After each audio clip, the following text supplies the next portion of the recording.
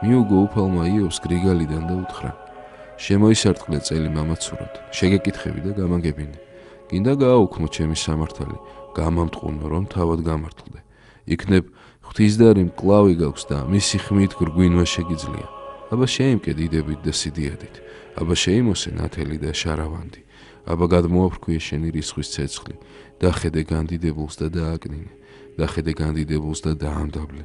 ადგილზევე გააცამტვერე ბროტეულნი, მტვერში ჩამარხე ერთიანად და შავეთში მობურე მათი პირისახე. მაშინ მეც დაგიჯერებ, რომ შენს მარჯვენას ძალუც შენი გადარჩენა. მიუგო იობმა უფალს და უთხრა: ვიცი რომ ყოვლის შემძლე ხარ და არც ერთი განზრახვა შენი არ დაბრკოლდება.